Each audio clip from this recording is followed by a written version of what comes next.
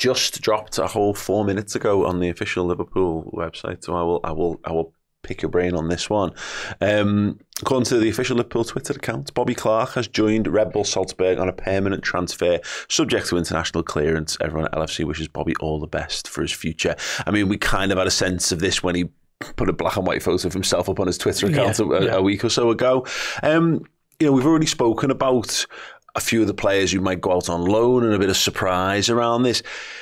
He was one when he was first mooted that he might be a permanent deal that I have to admit I was a little taken aback by, because it feels like, but the grace of God, he could well have been the third alongside Quansah and Bradley, who really established himself from the youth team last season.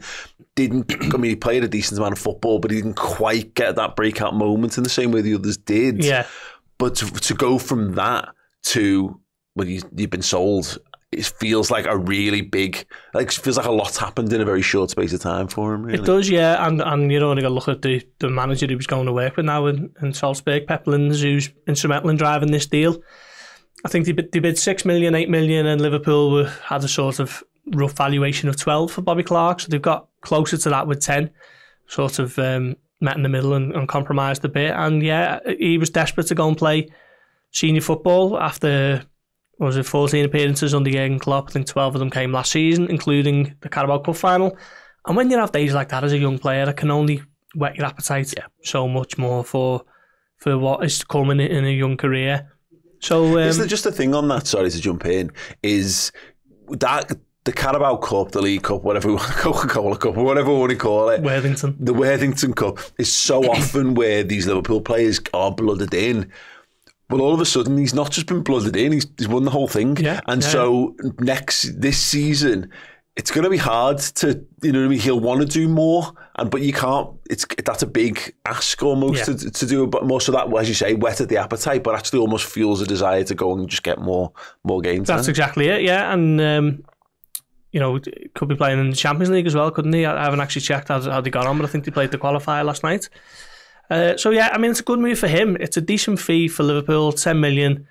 In isolation, Liverpool are getting a decent fee for a young player who would have struggled for minutes. But what I would say is, you can't look at these deals in isolation because there is a wider context to them all. And Liverpool have now made close to 35 million for Fabio Carvalho and Bobby Clark. Sepp Vandenberg might be on the move to Brentford or Leverkusen for upwards of 20 million.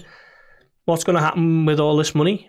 Is it being stored away for a huge summer next summer, which will make supporters roll their eyes because I think they're sick of hearing next summer is the line? Or is there going to be a concerted effort to bring in one or two before the end of this window? We shall see. But the optics of it, I think is the phrase. I don't think they look good at the moment, where it's sort of asset stripping of the young talent in the ranks. Without anything coming in the other side at the moment. And that's the really difficult thing, is because, I think what Liverpool were at their peak, under Jurgen Klopp, they were a very good selling side. So actually, if you just look at it from that perspective, Liverpool are getting back to making some great looking deals. You mentioned there Carvalho, £20 million for a guy who's really a fringe player at best. Similarly there with Bobby Clark, he's even almost even more so. The guy's got, at least Carvalho's got a couple of seasons of really, really high level championship, performances behind him as well. Then you consider Vandenberg. So these are all players who weren't likely to play a significant amount of football, getting really good, potentially really good fees in, but it's almost like, what's the point? What's the point of selling these guys? He looks great in the bank balance, but particularly when we're told that Liverpool are in no danger of PSR. If you were seeing, we've seen these kind of, Everton have been making these deals, Villa have been making these deals, Chelsea have literally just bought Joao Felix for effectively solely PSR reasons to get the Conor Gallagher money into their accounts.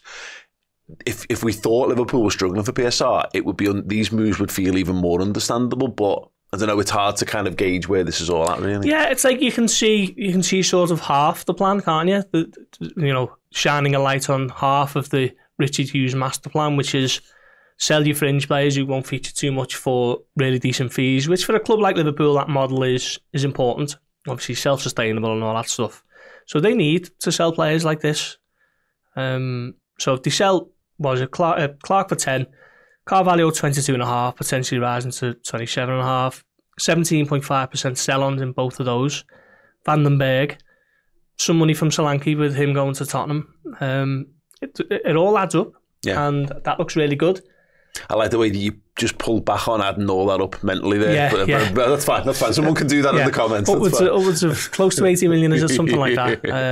But the other half is still a bit opaque, isn't it? What are Liverpool doing to bring players in? I think as a selling model, I think Liverpool are doing a really good job this summer, and Richie Hughes and Michael Edwards need to be applauded to an extent, but it's a bit like that Alisson applause, isn't it? When it slows down when you realise, what's the point? Who's coming in the other side? And that's why I think it's going to be a fascinating, 7 or 8 days now, 9 days? Yeah, genuinely. And that's the thing. Again, we now know the Bobby Clark thing is confirmed, which good move for him. Good move, obviously if Pep rates him, then Pep rates him. I mean, my issue with Clark, and I say issue, more that if I was analysing why Liverpool would be letting him go, is that I'm not 100% certain where he fits into Liverpool's midfield at this point. Yeah. Is he capable of being in a double pivot, more of a 6?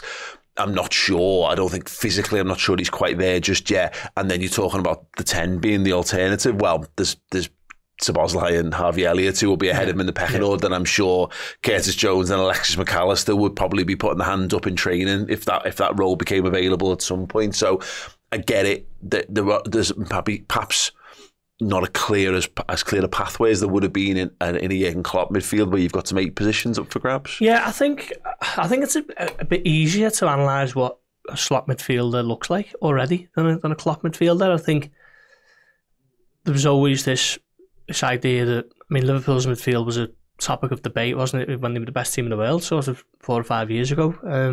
Didn't score enough, and that was something that always seemed to rankle with Klopp. We mentioned it loads of times, that was a critique of his midfield, and at times they were at the best when they were covering for fullbacks like Trent and Robertson, pressing, winning the ball back, getting it forward as quickly as possible. Now it's a lot more about control. You see them sort of building up from the back slowly, patiently, looking for the gaps. So I think it's easier on the outside looking in to spot what a good midfielder looks like now than perhaps it did. And maybe Bobby Clark didn't really fit into that. Yeah. Before we move on, I wonder whether this is also linked to the conversation that we've had so far. Van den Berg, you touched upon. It looks like he's got the choice between Brentford and potentially Leverkusen. Looks like Brentford probably more likely of the two, would you say? Yeah, I'm not sure. I've seen a thing on Sky, was it this morning, that said Brentford perhaps leading the race in that one, but not a bad couple of options, are they? A really stable Premier League club who have got ambitions to move up, and the champions of Germany who coming off a historic season, and under one of the emerging managers of Europe. So yeah, he's had loads of interest. Van den Berg, Southampton were at the table, Mainz wanted to keep him, PSV had a bid rejected, Wolfsburg I think were also in there. So loads of options, and it looks like those two have been whittled down, and we'll see what happens. And just in terms of the knock-on effect of this, because I want to talk Joe Gomez in a sec, but is there anything here this might put paid to Gomez moving?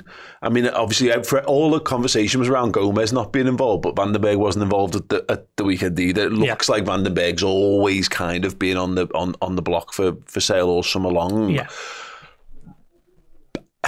Ultimately, can Liverpool afford to sell Van den Berg and Gomez, not from a financial perspective, from an actual squad depth perspective? I'd argue no, unless there's an arrival coming the other way. But to lose Gomez, you're not losing a centre back, a fourth-choice centre back. You're losing a right back. You're losing a left back, and he even played defensive mid a couple of games last year, didn't he? Southampton in the Cup and Nottingham Forest in the Prem.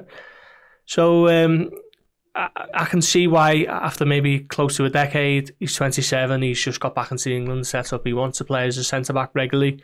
I could see why it would appeal to him to explore his options, and we understand that is what he's doing at the moment. Chelsea are one of those who've sort of had taken a little look, and it doesn't look like there's going to be any sustained interest there. Newcastle looks like they're stepping up their efforts to get Mark A in, doesn't it? does that mean that Palace are then going to be looking for a centre-back? So a few moving parts to this one. But from Liverpool's perspective, I just can't see why or how they sell Gomez without a replacement. Yeah. It just makes absolutely no sense to lose a key squad player and go into the season weaker when it's not a financial issue at all. It's just a case of sitting on your hands for whatever reason. I just don't get that at all, selling Gomez without a replacement. We'll see what happens.